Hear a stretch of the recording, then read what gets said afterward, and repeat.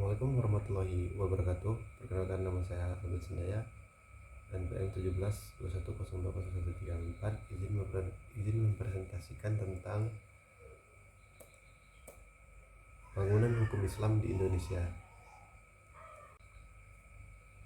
Definisi law dan man-made law sebagai teori hukum.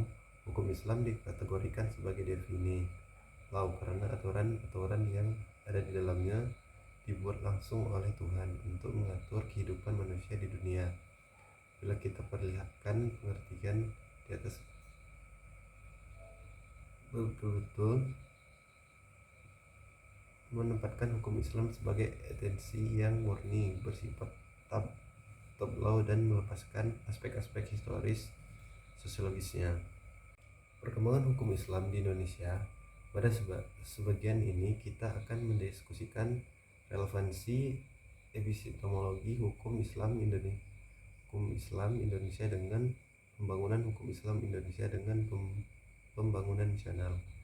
Namun sebelum kita lebih jauh membahas persoalan tersebut, terlebih dahulu sebaiknya mengetahui apa yang dimaksud dengan hukum nasional, mengapa kita membutuhkan hukum nasional, dan bagaimana caranya kita mewujudkannya hukum nasional tersebut. Melalui penjelasan terhadap aspek-aspek inilah kita akan mengetahui relevansi epistemologi hukum Islam dengan pembangunan hukum nasional. Pembangunan hukum di Indonesia. Dalam rangka pembangunan sistem hukum nasional, pemerintah menerapkan kebijaksanaan untuk memanfaatkan 3 sistem yang eksis living law di Indonesia, yaitu sistem hukum adat, Islam, dan Barat sebagai bahan bakunya. Ketiga sistem hukum sangat berkontribusi dalam pembangunan hukum nasional. Perkembangan hukum Islam Indonesia, sarana dan prasarana.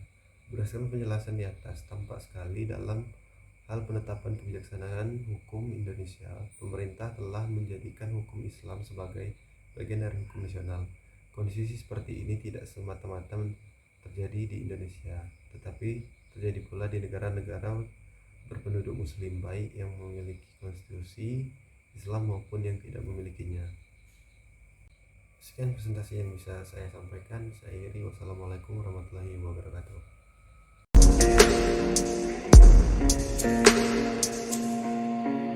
Так дайте пацанам посчитать потери. Суммы нули погибают на сцене.